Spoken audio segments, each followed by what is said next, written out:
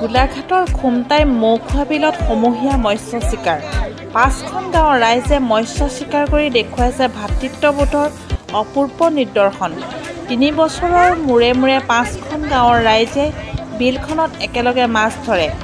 মৌখোৱা মৎস্য শিল্প সমবায় সমিতিৰ দ্বাৰা ১৯৬৬ চনৰ পৰাই চলি আহিছে বিলত মাছ ধৰা এই পৰম্পৰা মৌখোৱা নাথগাঁও দাবিডুবি মুদৈ পথাৰ আৰু মেলামৰা মজদুৰ গাঁৱৰ ৰাইজে এনেকৈ সমূহীয়াভাৱে মাছ ধৰিছে মৌখোৱা বিলত ধৰ্ম নিৰ্বিশেষে মৎস্য চিকাৰ কৰি সম্প্ৰীতিৰ নিদৰ্শনো দেখুৱাইছে গাঁওকেইখনৰ ৰাইজে ৩ দিনীয়াকৈ অনুষ্ঠিত কৰা হৈছে মাছ ধৰা পৰ্ব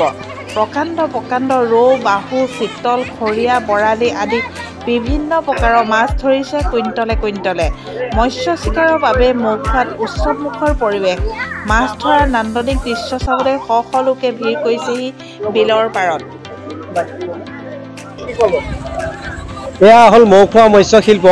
আমাৰ অতীতৰ ১৯৬৬ চনৰ পৰা এই ফিচাৰীখন আমাৰ অতীতৰ আমাৰ বৃদ্ধসকলে প্ৰতিষ্ঠা কৰি থৈ গ'ল আৰু এতিয়া সেই বৃদ্ধসকলে আমাক দি থৈ গ'ল প্ৰতিটো প্ৰজন্মৰ পৰা প্ৰজন্ম আমাক এই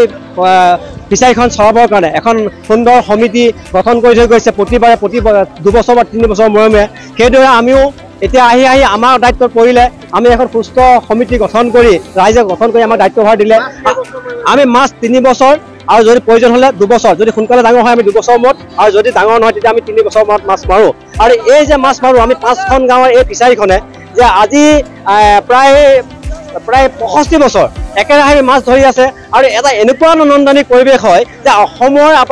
আমাৰ এই গোলাঘাটৰ পৰা গুৱাহাটীলৈকে মানুহে ইয়াত আহি এই পৰিৱেশ তাৰমানে চাবলৈ আহে আৰু পৰিৱেশ উপভোগ কৰে এই যে মাছ যে খাওঁ এইটোৱে বুলি নহয় যে ইয়াৰ যিটো আনন্দৰ যিটো পৰিৱেশ এই পৰিৱেশটো আমাৰ জাতি ধৰ্ম বৰ্ণ সাহিত্য সংস্কৃতিলৈকে এই বস্তু আমি জীয়াই ৰাখিবলৈ আমি তাৰমানে প্ৰয়াস কৰিছোঁ আৰু এইদৰে সম্প্ৰীতিৰ নিদৰ্শন এই যে এই সম্প্ৰীতিটোৱে যে আজি যে আমাৰ অসমত জাত পাত বহুত কিবা কিবি হ'ব পাৰে কিন্তু আমি এই জাত পাত বাদ দি আমি এটা সম্প্ৰীতিৰ নিদৰ্শন আমাৰ এই ফিচাৰীৰ পৰাই বিয়পি পৰিছে আমি দেখা পাইছোঁ তাৰমানে এইটো তাৰমানে এটা আমাৰ উৎসৱ পৰিৱেশ যে এইটো হ'ল মাছ বুলি নহয় তাৰমানে এটা উৎসৱ হয় যেনেকৈ আমাৰ পূজা হয় যেনেকৈ আমাৰ শ্ৰীমন্ত শংকৰদেৱ সংঘৰ অধিৱেশন হয় ঠিক যেনেকৈ এটা উৎসৱময় পৰিৱেশ হয় ঠিক আমাৰ এই মৌখোৱা এই মৎস্য শিল্পত তেনেকুৱা এটা পৰিৱেশ হয় ইয়াত জাতি বৰ্ণ ধৰ্ম পুৰুষ মহিলা সকলোৱে ল'ৰা ছোৱালী সকলো আহে আৰু এই পৰিৱেশ উপভোগ কৰে ১৯৬৬ চনৰ ১৩ অক্টোবৰ তাৰিখৰ পৰা আজি তাৰিখ ইয়াত মাছ তেতিয়াৰ পৰা আমাৰ মাছ যিটো পুহিছিলে আমাৰ ৮ কেজি ১০ কেজি তেনেকেই হয় প্ৰতি ২ বছৰ ৩ বছৰ মূৰত ধৰা হয় ৰাইজৰ মানে সিদ্ধান্ত মতেহে ধৰা হয় দেই সেইখন গাঁৱৰ ৰাইজৰ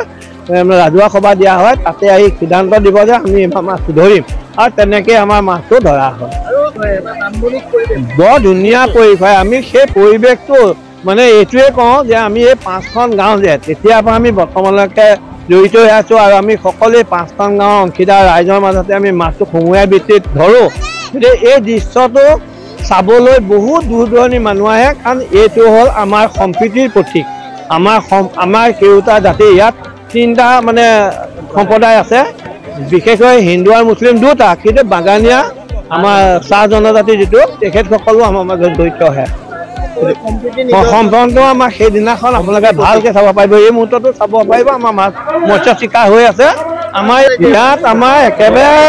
ডাঙৰ হিচাপে আজিলৈকে আমি ১৫-১৬ কেজিলৈকে পাইছোঁ তাৰ তলত আমাৰ মানে ধৰক 2 KG 2.5 KG 3 KG 5 KG 8 KG 10 KG 12 KG এনেকৈ ওলায় মানে ডাঙৰ মাছ মানে বৰ্তমান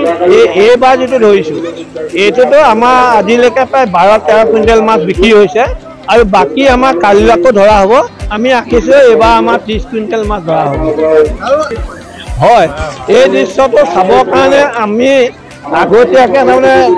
কিছুমান ব্যৱস্থা কৰোঁ যে ৰাইজক জনাই দিওঁ যে আমি অহা ইমান তাৰিখত আমি সমূহীয়া ভিত্তিত মাছ চিকাৰ মৎস্য চিকাৰ কৰিম গতিকে